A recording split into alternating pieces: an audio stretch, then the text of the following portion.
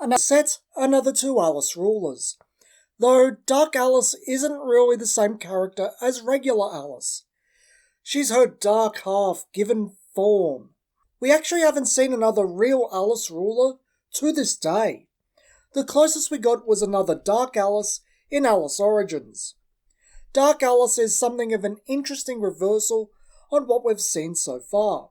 We've seen a few themes that were good, but their ruler wasn't. These decks being far more prominent with other rulers. Dark Alice is good, but her shadows don't really appear as a tribal deck. You only see Shadow Faria, a 2-cost lord for shadows that can awaken for 2 darkness and kill a resonator, and even then, it's rare. Girl in the Twilight Garb has one simple effect. For darkness, remove target card from your opponent's graveyard.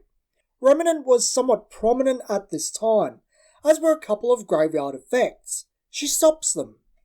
Nothing more complicated than that. There is a problem, she answers it. She also stops Resurrection and completely cripples effects like Rezard's March of Undead. It's not amazing functionality, but it does have a significant utility to slow your opponent down. Rather than a judgment cost, Girl in the Twilight Garb has a judgment restriction. You need to have removed 3 cards from your opponent's grave by her other effect. This isn't actually bad if you're getting your opponent to discard cards and killing their board, which you should be, you are playing darkness. 3 isn't a large amount, and she can essentially gradually pay off her judgment, rather than paying it in one lump sum, making her very different to most any other ruler. As Dark Alice, Maiden of Slaughter, she's a 900/900 Shadow Knight with target attack. She doesn't gain anything by being a shadow, as all shadow support only affects resonators. When she enters, you call a number and destroy all resonators with that cost. While it does have some blowback, it affects both players. It's a great way to thin out your opponent's board, especially if they're going wide. Even if you just get rid of one highly problematic resonator, I think it's worth it. Target attack plays into her murderous theme. 900/900 is enough to kill a decent amount of things. She'll get walled by a fair few commonly played larger resonators, but she can still take care of a lot. Dark Alice's God's Art, Valpurgis Knight, costs 2 Darkness Will, and lowers your opponent's resonators by 200/200. Much like Overlord Valentina, this is a very strange ability and has only been duplicated to my knowledge with Alice Origin 4's Gil Lapis Ruler.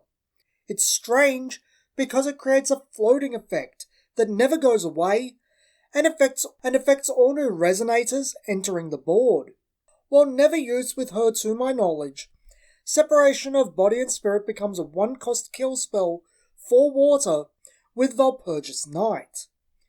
It also artificially increases all stat reduction effects and damage effects by 200. She's a little slow, but arguably a little bit better for casual games than the later Invading Demon of Water, Valentina, who runs on a similar theme.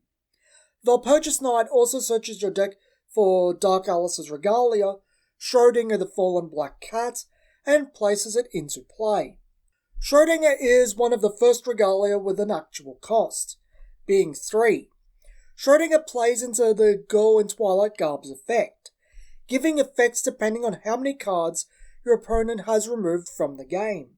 While you could use other cards to remove cards from your opponent's grave, the only cards that do so are a Firelight edition called Barrier Seal from Legacy Lost, and Sorrowful Necromancer's Memoria from Battle for Adaractia.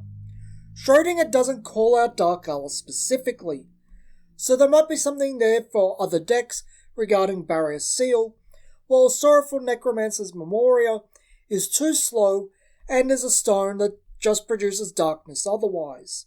It's rather surprising that Schrödinger never got a direct support card, being just left to the Girl in Twilight Garb's effect. Nevertheless, at 5 removed, your J-roll gains +500/+500, and at 10, they gain swiftness and target attack too. While all of this would be nice, even the plus 500 slows her down.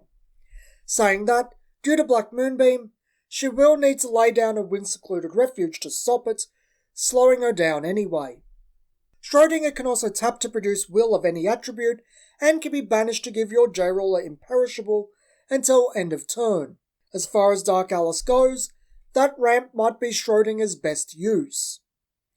Dark Alice is a little hard to gauge in my opinion. Some games your opponent will shrug her off till she flips. Other games she'll annoy them endlessly by stopping their plays. Her J-Roller side is fairly good, but her regalia is highly iffy.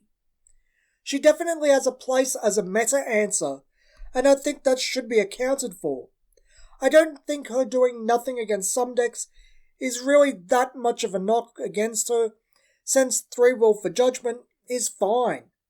It's a bit hard to separate the cost being normal from the idea that the Golden Twilight Garb's effect is doing nothing to hinder your opponent, but we have to. She's an alright ruler.